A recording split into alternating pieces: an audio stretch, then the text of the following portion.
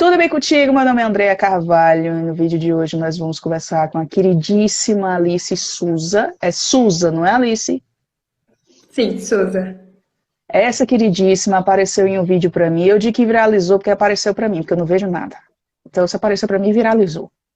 Certo? Essa linda sendo entrevistada em um evento de tecnologia, afirmando que é hacker, que é pentester e é da parte ofensiva.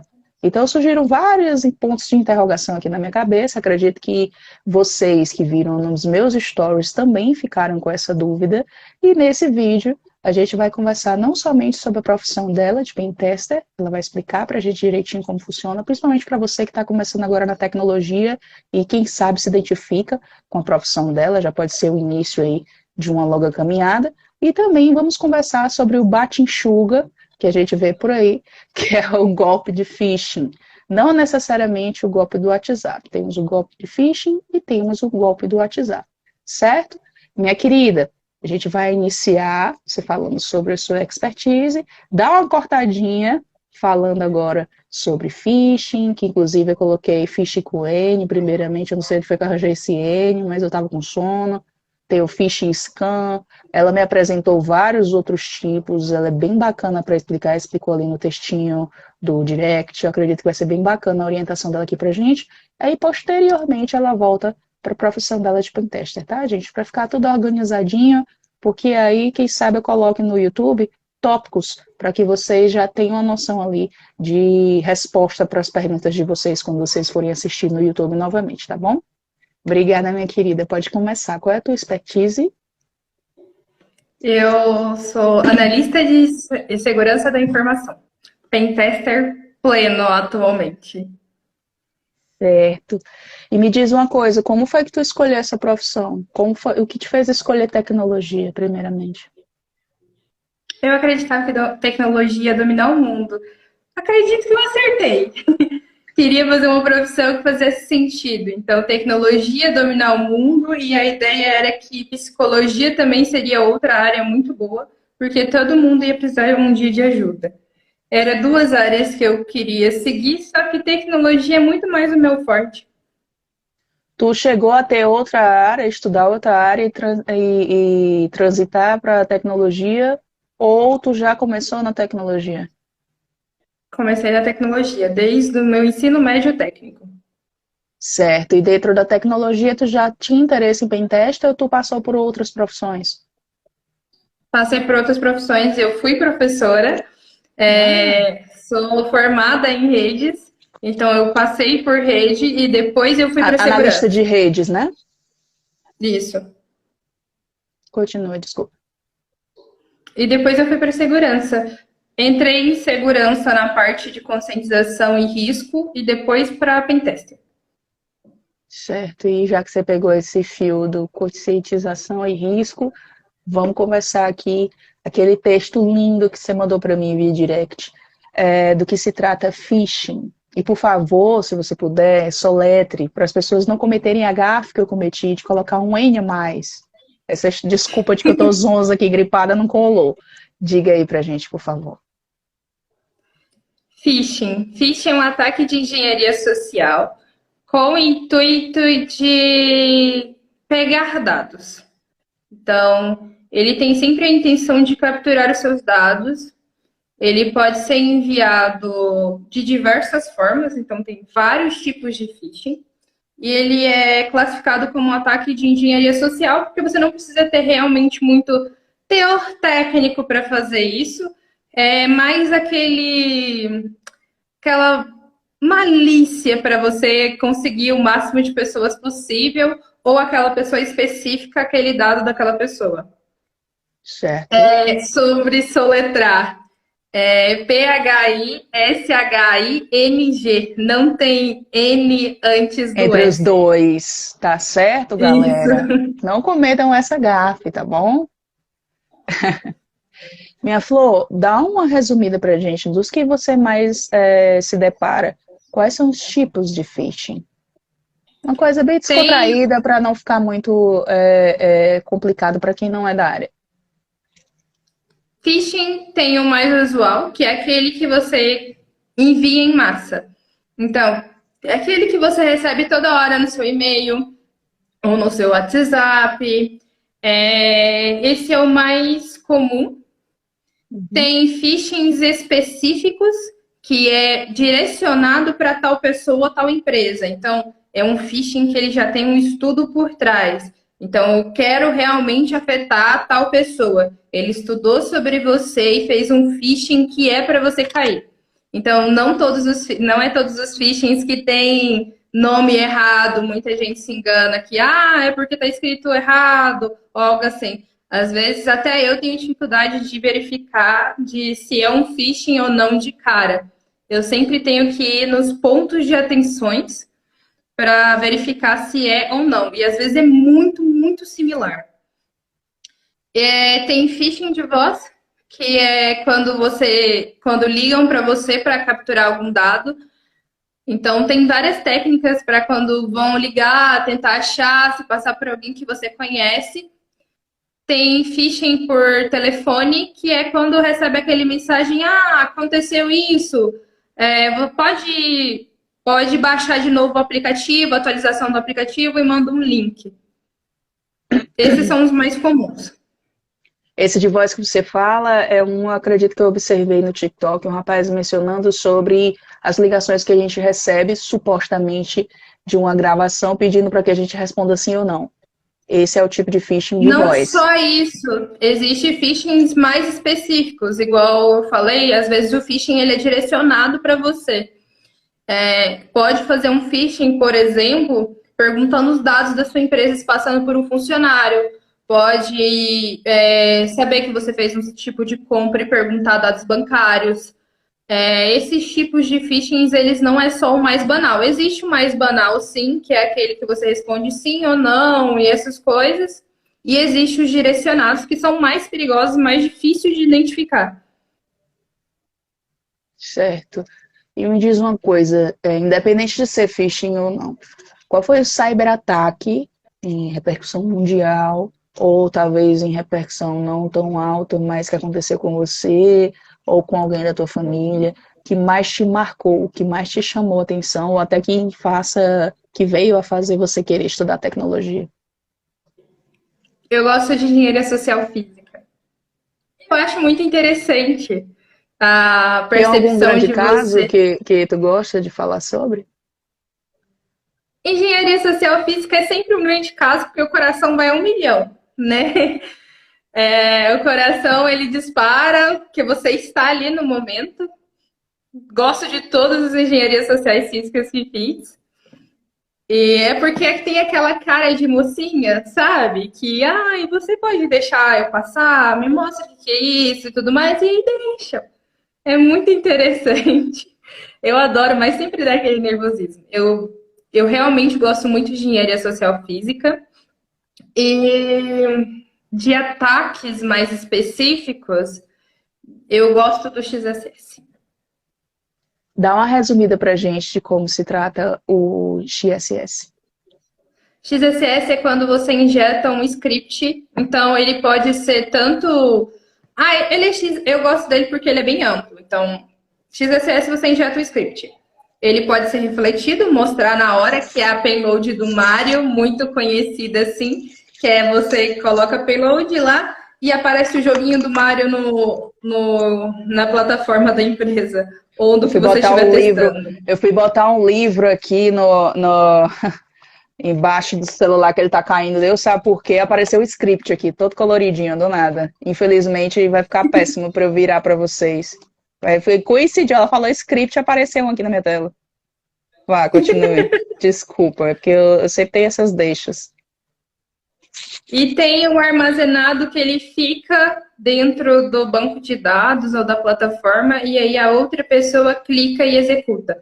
Mas é basicamente você injetar um script dentro, aí vai da sua imaginação do que você pode fazer.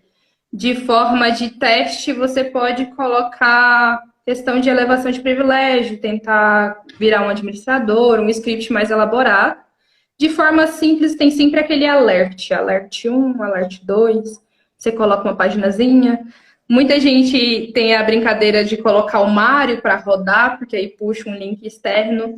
Eu gosto dele porque foi o ataque que eu mais demorei para entender o porquê que ele era importante.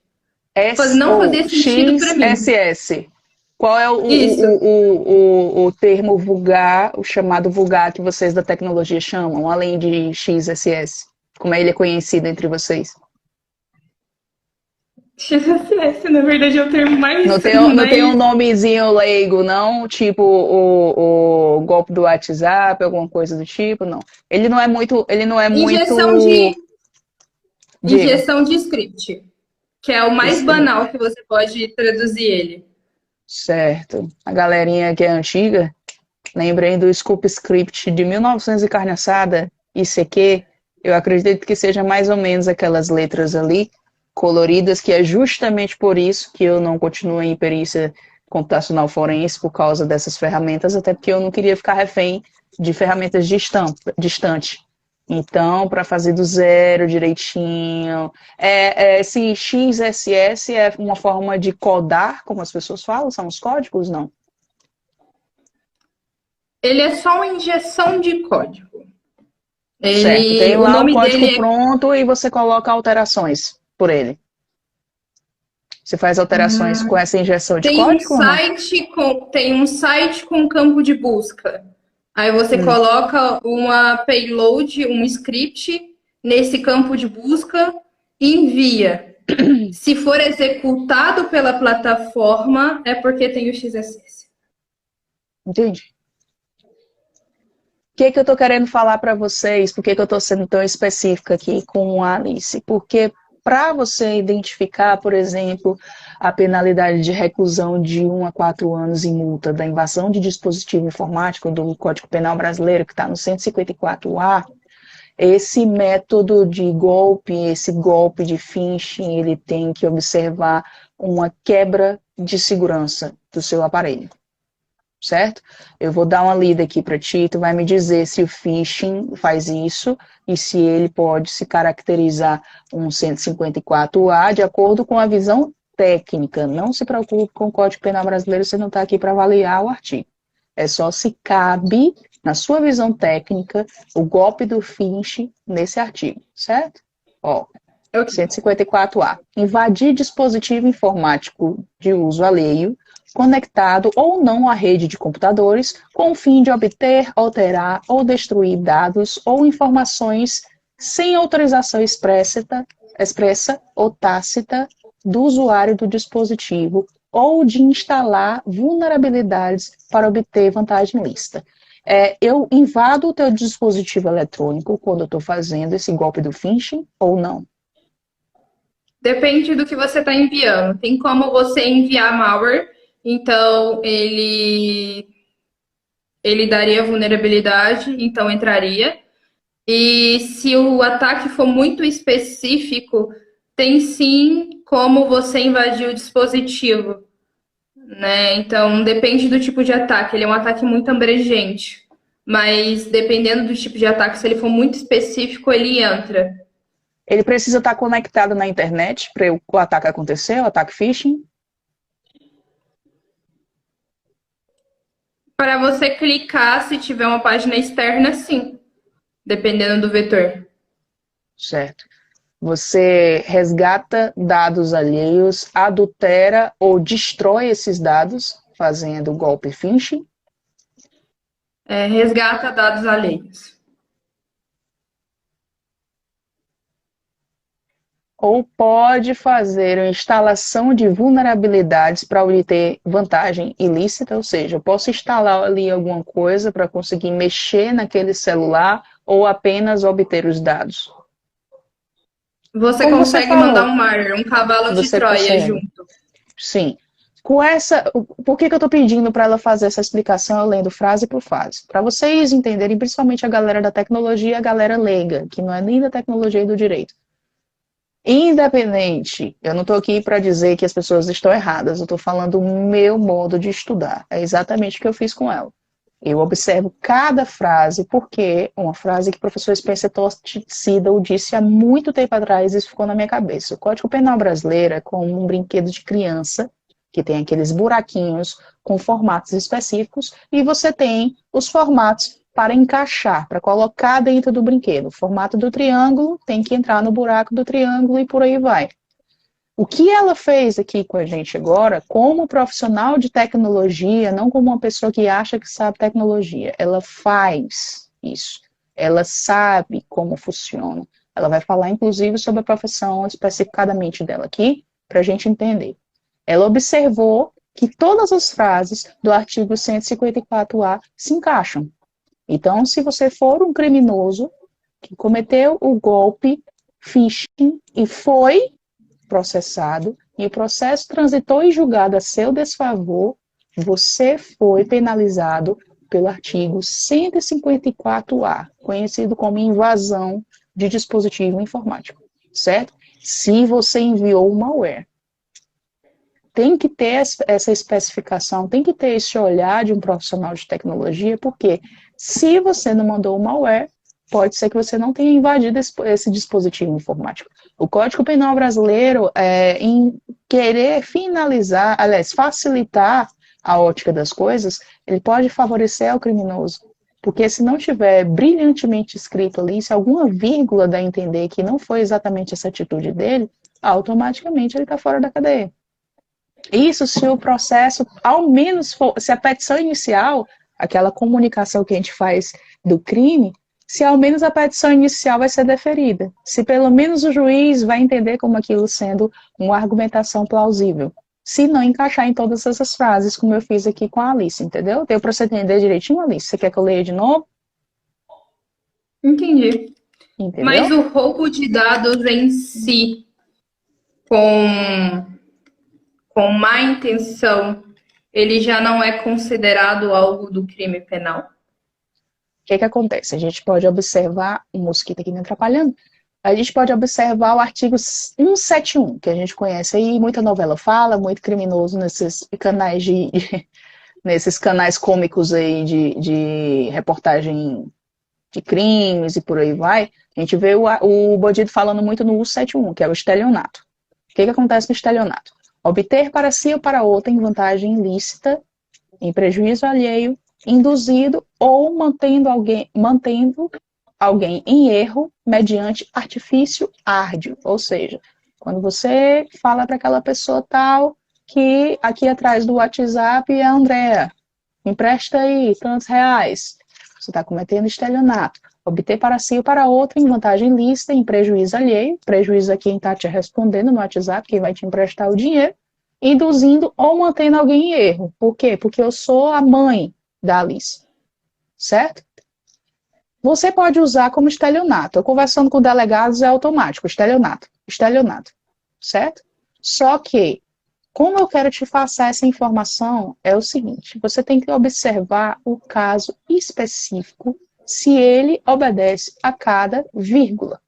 Porque também, se você afirmar que uma pessoa é estelionatária, e ela não encaixar com todas essas frases, você pode ser processada de volta.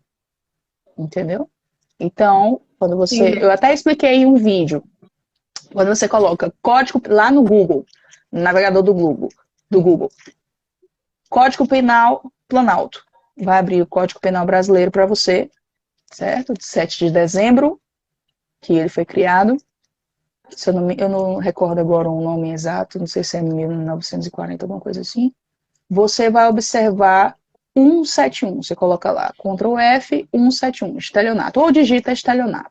Ctrl F para você achar mais rápido, se você estiver usando um computador, estelionato. Vai aparecer, obter para si, eu posso dizer que eu sou a sua mãe, ou posso dizer que um número tal é o da sua mãe, para que você faça essa transferência para outra pessoa, ou para que você faça essa transferência para mim, e esteja conversando comigo, e a transferência seja para outra pessoa, certo? Às vezes você não... Quando o delegado encontra, né, ele não prende apenas a pessoa que conversou com você, ele pode prender outra pessoa que recebeu esse valor na conta dela, certo? Obter para si ou para outra em vantagem ilícita em prejuízo alheio, que seria no caso da Alice, induzindo ou mantendo alguém em erro, mentindo, dizendo que eu sou a mãe dela, para ela me emprestar dinheiro, mediante artifício árduo ou qualquer outro meio fraudulento. Aí vamos. Pena, reclusão de 1 a 5 anos. Não quer dizer que você vai ficar lá nos 5 anos, não quer dizer que você fique apenas 1 ano. É relativo. Depende também muito do seu advogado, do seu promotor de justiça, do seu defensor, como é o decorrer do processo. Se o juiz vai decidir deferir essa petição inicial, que muitas vezes nem passa para a parte contrária ter o direito de redigir uma contestação, porque o juiz entendeu que não se trata de crime. Reclusão de 1 a 5 anos ou multa de 15 mil réis a 10 contos de réis. Por que eu estou lendo isso, enfatizando? Porque o Código Penal brasileiro está atrasado. Nem precisa você ser da área para você perceber. A gente não usa mais réis. Entendeu?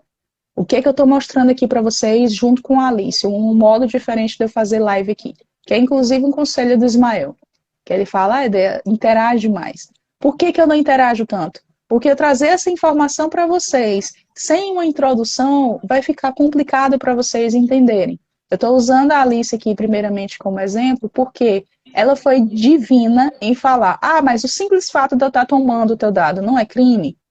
Temos estelionato. Mas depende da situação. Por isso, todas as vezes, depois desse vídeo que eu postei, eu fico teclando com vocês. Gente, dá uma olhada lá, Código Penal Planalto. Porque lá vai ter tanto o artigo, quanto riscadinho, como era antes desse artigo anterior ser revogado, dele ser alterado, dele ser cortado definitivamente, ou se ele foi alterado para algumas melhorias. Entendeu? Vamos lá. Outras coisas que eu quero observar com vocês, mas não vai ser nesse vídeo, ela pontuou divinamente bem a parte que eu expliquei, estelionato. Mas e caso de falsa identidade? A pessoa que está cometendo o crime, ela também pode ser acusada de falsa identidade, prevista no artigo 307, atribuir-se ou atribuir a terceiro falsa identidade para obter vantagem em proveito próprio ou alheio ou para causar dano ao outrem. Atribuir a si ou atribuir a terceiro uma falsa identidade. Isso, se você levar ao pé da letra, aconteceu. É muito semelhante com o estelionato. Mas, será que falsa identidade é, de acordo com o artigo 307, também observável em uma situação de estelionato, numa situação de golpe de phishing, de uma situação de golpe de WhatsApp? E, para ficar ainda mais difícil, se é apenas estelionato e não também falsa identidade, e a falsidade ideológica, qual seria a diferença de falsa identidade para falsidade ideológica? A Alice já está virando os olhinhos. Entendeu? Existe a forma de que talvez não seja falsidade ideológica se você usar nomes e dados gerados e não verdadeiros. Então você pode criar uma nova identidade sem ser falsidade ideológica. Você não está copiando de ninguém, você está gerando. Tá vendo, gente? Não precisa você ser refém de direito. Eu só posso falar sobre o Código Penal. Você não pode se prender ao fato de, eu não posso falar de Código Penal brasileiro porque eu não sou formada em direito. Olha como a Alice está sendo divina. Ela está trazendo a prática dela. De acordo com... Não, mas não é questão de não fazer. Vocês têm que fazer. Porque o Código Penal brasileiro, ele está aqui para assistir vocês. Vai com a pessoa cisma que simplesmente a Alice me hackeou. Daqui que a Alice vá atrás das coisas, eu vou olhar o que eu fiz em outubro do ano passado. Não. Você vai olhar, você me causou, aliás, me acusou de falsidade ideológica de acordo com o 299 do Código Penal brasileiro. Mas e aí? Eu omiti documento público ou particular, declaração que dele devia constar, ou nele inserir, ou fazer inserir declaração falsa? Ela falsificou algum documento? Ela acabou de dizer aí, eu posso gerar um documento novo que não é de ninguém. Será que o Código Penal brasileiro, na falsidade ideológica 299, assiste isso? Será que lá na época dos, estelionato, 15 mil réis e 10 contos de réis, uma pessoa poderia fazer isso com um computador? Será que essa galera do réis sabia que existia computador? Ai, a lei tá muito atrasada. O que que acontece? A intenção da DEA aqui nesse Instagram é mostrar para vocês que vocês não têm que se formar em direito para questionar. Vocês não têm que ser assessor parlamentar para questionar. O Código Penal brasileiro está feito aqui para defender vocês, não para defender a pessoa. Ai, criminalista, meu pai é advogado criminalista. Ai, teu pai defende bandido. Não, meus lindos. O pai da Andréa está aqui para provar que o próprio Código Penal brasileiro pode soltar a pessoa. Às vezes o próprio Código Penal brasileiro pode te prender sendo que tu não fez nada. É o simples fato de tu ter cometido um erro que encaixou em todos os códigos, todas as linhas daquele determinado artigo. Aí você vai ter que bater cabeça para gerar as provas digitais. Mas muitas vezes, devido à falta de conhecimento da pessoa que está te processando, você pode eliminar aquela dor de cabeça pela simples letra do artigo. Excelência, não fiz isso por causa disso, disso e disso. Não precisa você ficar com esse clima estranho. Por exemplo, algumas vezes, o que me trouxe para essa área de cybersecurity, porque o interesse em tecnologia, não tanto quanto a Alice, porque eu sou péssima em matemática, não sei nem para onde é que vai a linguagem de programação. Estou até tentando estudar agora, inclusive estou sofrendo bastante, mas o que que os meninos observam? Andréa, eu estou com 12 processos, eu estou com 15 processos, eu estou com isso, eu estou com aquilo outro. Obviamente, eu quero dizer aqui aos juristas de plantão que eu não li, que seria antiético, mas em resumo do que esses meninos me apresentaram, meninos que não são santos, mas também não são criminosos, é que são processos atirados para ver o que cola. Porque eles sabem que esses meninos vão ficar nervosos e provavelmente eles podem conseguir advogado que não está nem aí para eles serem soltos, só está preocupado com dinheiro. Quanto mais tempo você está ali ferrado, mais dinheiro eu estou ganhando. Mais petições eu estou fazendo, mais honorários eu estou ganhando. Entendeu?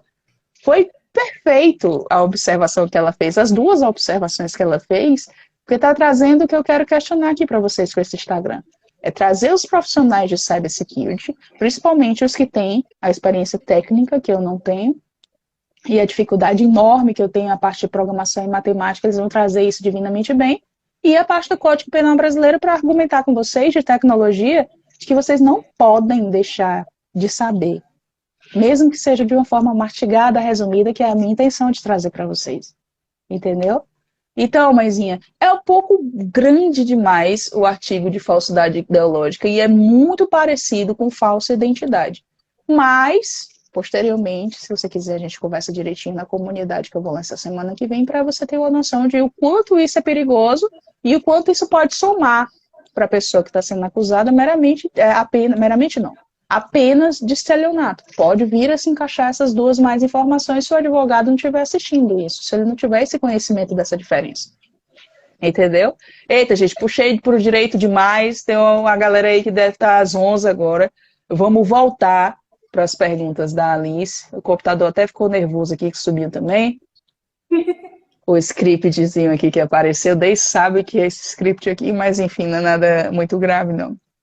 Ela já comentou sobre o cyberataque que marcou a memória dela. Ela comentou sobre o que ela acha mais interessante em relação à engenharia social física, né? Eu queria que tu só comentasse rapidamente pra gente do que se trata de engenharia social física, que eu não conhecia esse termo física. É quando o teste de engenharia social ele é feito fisicamente na empresa.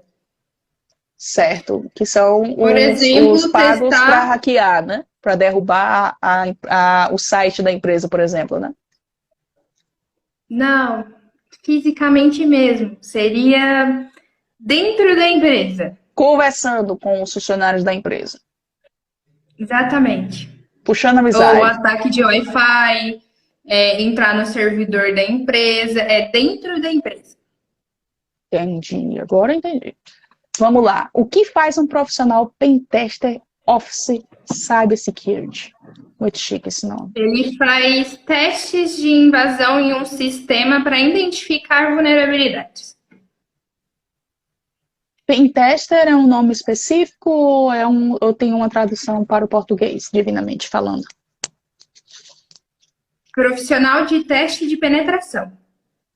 Só que fica muito feio falar assim, e aí a gente coloca pentester no termo inglês. A quinta série tá dentro de todos nós. Minha Flor, e com quanto tempo você trabalha com isso? Como é que funciona? Tem as etapas de sênior, júnior, todas as empresas têm isso, ou então apenas as empresas que têm a parte de segurança? Você pode dar uma resumida para gente? O pentest, você pode contratar por uma empresa fazer para você. Então, você seria um cliente contratando uma empresa terceirizada. As empresas maiores já estão aderindo à equipe de cibersegurança ofensiva interna. Que todos os testes você testa todas as suas aplicações internamente. O ideal é que todas as aplicações passassem por uma análise de vulnerabilidade. Então, você faz a sua aplicação, passa por essa análise, corrige o sistema, e o ideal é que ele passe por a análise novamente para verificar se está vulnerável ou não, depois que fez a correção. O ideal seria isso, porque o ataque da profissão de pentester é realmente você verificar o erro antes que ele aconteça. Então, é tipo uma prevenção. É uma prevenção que você faz em todos os seus sistemas. Quando você Antes que uma terceira profissional... pessoa que não faz parte da empresa descubra. Exatamente. Então, a gente encontra a vulnerabilidade antes que ela seja o alvo de um ataque real. Muitas empresas fazem o contrário. Eles sofrem um ataque, aí depois eles se preocupam com segurança. Mas o ideal era que você se preocupasse com segurança antes para você não sofrer um ataque. Mas sabe que não acontece dessa forma. O Demetrios, ensina a fazer um pentest no coração na morena e achar falhas, hein, meu querido? É complicado. Isso é difícil. É que nem a entrevista eu achei. Os firewalls da morena não tá fácil de derrubar. eu encontrei, foi até legal o Demetrios falar, eu encontrei a Alice nos stories do Demetrios e da Érica. Um vídeo muito bacana, eu repostei nos stories, se você quiser dar uma olhada. Eu acredito que eu vou colocar no vídeo do YouTube também para vocês verem. E postar o dono do vídeo também, dar créditos, isso é muito importante. Por favor, não repostem as coisas sem dar crédito. Ela falando que é hacker e ele pedindo, então hackeia o Instagram da minha ex. Ela, não. Isso aí, eu achei muito fofinho. Não. Não. Geralmente as mulheres se odeiam, mas eu não sou assim. Não, vou fazer. Não, gente, eu não vou hackear o Instagram da ex de vocês, tá? Só pra constar. Aceitem que vocês é corno. E eu que achei muito fofo, cara, porque ela é muito lindinha, ela é muito querida, muito delicada. E, o que você é? Eu acho que ele tava tipo esperando assim, eu sou, sem me desfazer, pelo amor de Deus, não se revoltem. Eu sou designer, eu sou social media, não, eu sou hacker. Ele deve ter ficado assim, porra, super subestimei a menina pode acabar com a minha vida se ela fizer assim, entendeu? Eu achei muito legal aquele vídeo. Eu gostei demais desse papo. Você tem um feeling maravilhoso para conversar com a galera do direito. Você foi perfeita nessas suas duas indagações, que é exatamente isso que vai acontecer na nossa comunidade. Perguntas, porque quanto mais vocês, principalmente vocês da tecnologia, e perfeitamente falando vocês da segurança, perguntarem, melhor vai ser para o Código Penal brasileiro. Inclusive para todos os outros artigos que não são do Código Penal brasileiro. A minha paixão é Código Penal brasileiro, eu só falo disso. Mas, no sentido geral, em vez de você reclamar não é mau funcionamento, mas algumas falhas da polícia, pense que a polícia não pode fazer tudo sozinha se o próprio artigo do Código Penal brasileiro vai soltar o criminoso ou a criminosa. Tá certo? E, pelo amor de Deus, hacker não é criminoso. Tome muito cuidado em afirmar isso. Nossa, eu odeio esse termo quando falam que, mas hacker não é crime. Não, hacker não é crime. Quando você tem um atacante ou um cybercriminoso. Mas hacker não é cybercriminoso. É uma profissão até. Além disso, você tem que compreender que se você afirmar que a Alice, que o Demetrios, que a Érica, que todos os queridíssimos que estão aqui no meu Instagram são criminosos, mesmo que eles tenham cometido um ato criminoso, se não transitou o processo em julgado. O que quer dizer? Não tem mais nenhuma resposta por escrito do juiz afirmando que a Alice ou qualquer outro dos meninos, das meninas que eu gosto muito e que eu defendo fielmente, afirmando que eles são criminosos, que eles vão sofrer pena tal, tal, tal, você pode ser processado, sim. E quem vai ter pena e multa para pagar é você. Então, antes de afirmar Tem alguma questões de coisa... que é tudo muito arrumadinho para trabalhar. Você trabalha por contrato de sigilo, você tem autorização da empresa, que é muito importante. Você não pode Não hackear sem trabalhem sem autorização. contrato por escrito também. Tem muita Isso. rapaziada que passou por poucas e boas. Eu, infelizmente, não tive como ajudar, porque eu não advogo, mas eu orientei um pouco para eles conversarem melhor com seus advogados. Não trabalhem sem contrato por escrito, pelo amor de Deus, que eu já vi gente chorar, garotão mesmo assim, de 1,90 m, sentar no chão e chorar, e eu, infelizmente, não poder fazer nada. Pois é, eu trabalho com um contrato de por escrito, né? Que você tem permissão de fazer aquilo, você tem permissão de estar naquele lugar. E com escopo definido. Então não é só questão de você ter permissão para invadir tal site, você tem permissão de invadir aquilo ali que foi autorizado. Então você pode testar aquilo que foi autorizado para você. A gente segue um escopo, a gente segue um script. Ah, e como é que você estuda? Estuda em plataformas autorizadas, você estuda em um ambiente simulado, ou quando você, como eu trabalho na área, muitas coisas a gente testa em um ambiente de produção mesmo, né? Então, assim, são tudo autorizado. É muito, tipo assim, muito engraçado quando alguém fala, ah, mas não é crime, mas eu tô fazendo tudo muito bonitinho dentro da lei para você falar que eu sou criminosa. Exato. E você vai pagar a indenização para Alice, tá? E no que eu puder fazer para ferrar com você, eu Dinheiro é vou bom, fazer. tá? Porque apesar de não advogar, eu sei dar algumas dicas bem interessantes, como eu fiz com esses outros rapazes. Mas o que é que eu estou querendo dizer aqui? Não é para vanglorizar o hacker, ai meu Deus do céu, são todos santos. Assim como você sabe que nem os padres estão ilesos de serem criminosos, certo? Agora não pode é você não ter conhecimento, não querer estudar e agir com arrogância a ponto de adiantar algo que você não tem conhecimento. Se você não sabe quem ela é, converse com ela. Se você não sabe quem são essas pessoas, converse com elas. Não é para conversar com a pessoa que está tentando te roubar, não, criatura. É para conversar com a pessoa que você está vendo que ela está afirmando que a profissão dela é hacker, para evitar desgastes. Porque pode ser que uma pessoa esteja num dia bom, mas pode ser também que essa pessoa esteja num dia ruim. E você vai pagar a indenização ou pode sofrer até mesmo uma pena por simples ignorância, querendo. Porque às vezes a pessoa é ignorante por não ter acesso à informação. Mas eu imagino que a maioria de vocês que estão assistindo aqui tem acesso à informação, sim. Então fica mais complicado vocês alegarem ignorância, tá certo? Principalmente quem acompanha aqui que eu falo essa frase, eu acho que vocês já enjoaram. Nem todo mundo que estuda tecnologia é hacker e nem todo hacker é criminoso ou criminosa, certo? É praticamente o Exatamente. slogan da minha cara aqui, para vocês terem uma noção do tanto que eu preciso repetir isso de acordo com as coisas que chegam até meu telefone. E a maioria não dá em nada, porque eu não vou prejudicar um hacker por pessoa que fala demais, não, gente. Isso é uma coisa meio que Deve ser vocês o que mais aparece para você, né? Para têm que, mim têm que aparece, você aprender pela consegue invadir dor. tal lugar? Pra mim, ai, por que fulano de tal? Eu falei, foi, ele tá te processando? Bacana. Você viu algum processo transitado, julgado, falando que ele é criminoso? Não, nunca pra que você falou. Existem Não, o que coisas mais na vida que a aparece gente para tem mim que é: guardar. nossa, hackearam isso meu.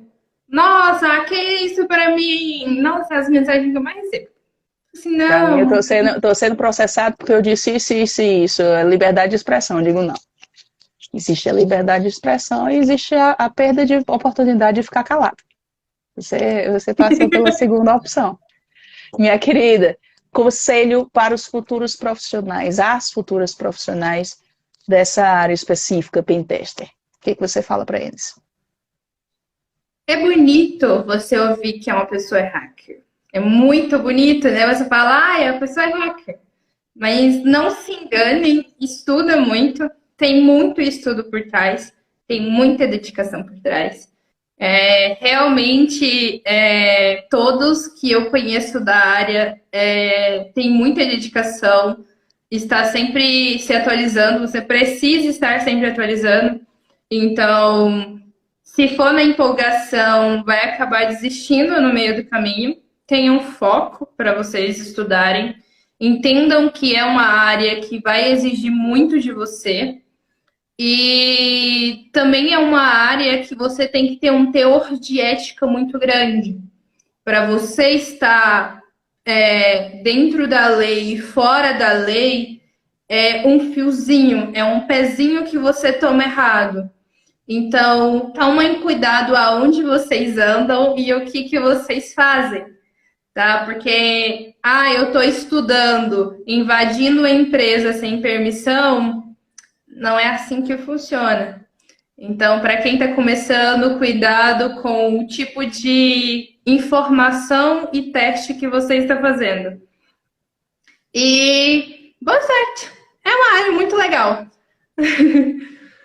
Para quem se dedica e que gosta, é uma área muito legal e que está ganhando força cada vez mais, e isso é muito importante. E quando você cuida de uma empresa, você cuida da empresa e de todo mundo que está dentro da empresa e que é cliente daquela empresa. Então, é todo um cuidado, segurança. Muito bacana, Flor. Obrigada, obrigada. Foi muito legal. Foi perfeito essa minha primeira live de abordagem do meu conteúdo do Código Penal brasileiro na visão do profissional, do estudante de tecnologia. Foi muito bom. A gente não marcou nada, vocês estão vendo aqui. A gente praticamente falou uns 2 minutinhos antes de começar a live. Eu não comentei com ela que ia fazer esse questionário do Código Penal brasileiro, mas é meio que mostrar para vocês que não tem. Ela se saiu muito bem, mas não tem essa história de você ser bacharel em direito para você argumentar o Código Penal brasileiro, não, gente. Isso não existe, tá certo? Não existe. Você não pode advogar por alguém, mas ter o conhecimento e questionar o Código Penal brasileiro, todo mundo que sabe ler e escrever, ou até mesmo, eu me atrevo a dizer, até os analfabetos. Você orientando um analfabeto, ele tem o direito de questionar, porque talvez ele tenha uma clareza sobre quão justo aquilo está sendo, ou se o que eu fiz não está querendo dizer, aliás, não está encaixado perfeitamente no que você está dizendo. Eu não fiz dessa forma, eu fiz de outra forma. Como ela mesma falou, na parte de falsidade ideológica. E se você criar um documento do zero, que não é de ninguém? Eu vou até usar isso como um case na minha explicação, na parte de falsidade Existe ideológica. um site que gera até fotos. Fotos. Que não é de ninguém. É criadas pela IA.